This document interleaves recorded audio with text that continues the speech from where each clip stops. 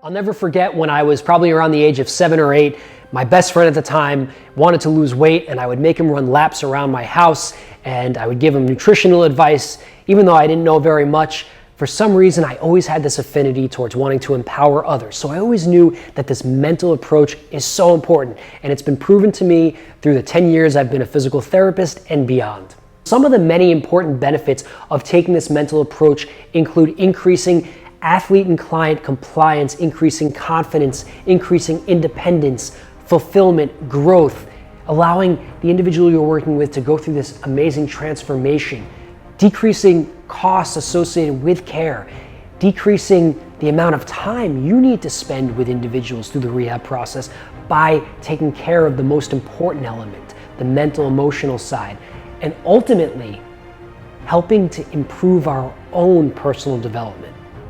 In Major League Rugby, which I never thought in a million years I'd work in, but this past year in 2022, I was able to work with Rugby New York, where we won the Major League Rugby championships, and I got to show that not only are these concepts applicable in one sport, but they also work with a totally different type of athlete. Just as our hands have been trained to heal, now our minds must be trained to do the same. Time zero, again, is those first moments after injury or your lowest point.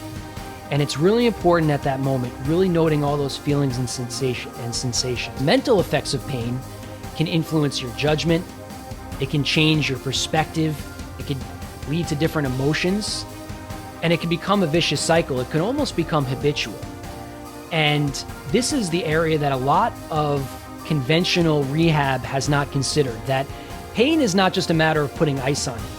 Pain is a deep experience in your nervous system that can become looping and lead to looping thoughts and patterns. So we're going to talk more about that.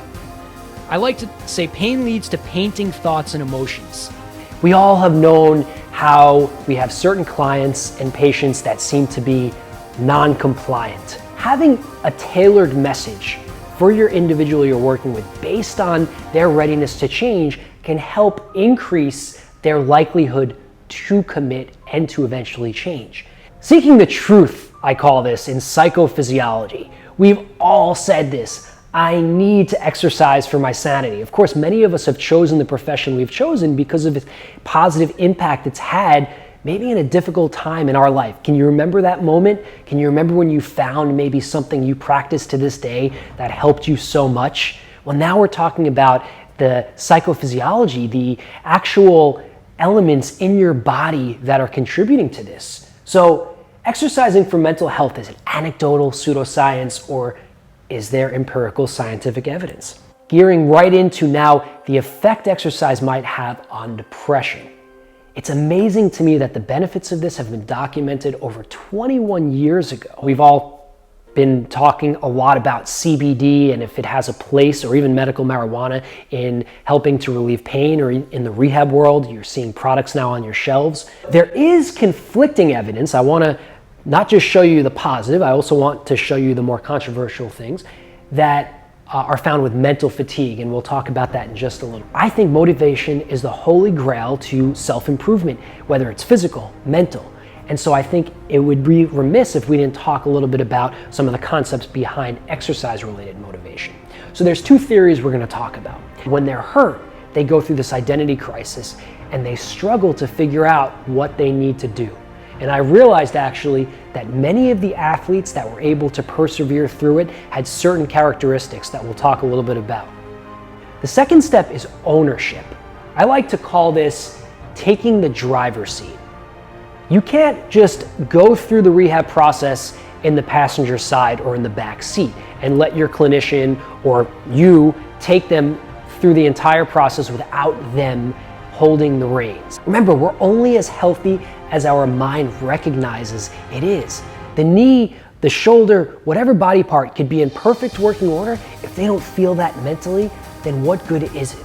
A big important concept that I've learned, especially from my mentor, Dr. Isaac Zur, the sports psychologist, is going into the tension. You always want to get to the nitty-gritty, the deeper element of why they're there. When you're able to get into the internal, you're able to tap into a deeper level of motivation in that individual. Some of the different psychometrics. You can use the grit score like we just talked about. You can use the ERAIQ. You can use the fear avoidance scale and the FAB-Q.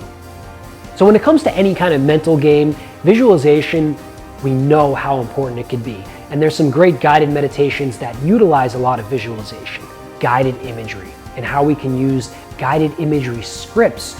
How you can optimize your mindset when in pain, and a little acronym, how to rein on pain. So a little bit of a specific mindful approach to utilize what I call these negative thoughts. We call them negative thought viruses induced by pain. So I'll give you an example of a negative thought virus, especially after an injury. My career is never going to be the same. So the old way of thinking about pain, right, is fixing it, getting rid of it, avoiding it, maybe not talking about it, being mentally tough. But the new way that I'm proposing is going beyond saying yes or no to pain. It's going into it, leaning into it mentally regardless, because pain impacts our entire life. And mindfulness is one of the keys. Actually, studies show, research shows that increased mindfulness leads to less perceived pain. And there's a really good study by Fadel Zaidan. I was informed about this by one of my podcast guests, Dr. Judd Brewer, who's a psychiatrist and a neuroscientist, wrote a book titled Unwinding Anxiety, where there's a lot of research showing that people that have an increased dispositional mindfulness or an ability to be mindful, they have a less amount of pain that they perceive. Reversing the desire of pain. So there's an amazing book that changed my life that was written by two clinical psychologists, Phil Stutz and Barry Michaels, that were very kind of frustrated with the traditional psychotherapy they were providing, talk therapy, counseling, talking about people's childhood. And they came up with tools that tap into different things, different higher forces, they call it, and also specific tools that you can cue in very specific situations. So the one that I want to share with you that's very appropriate is the reversal of desire tool.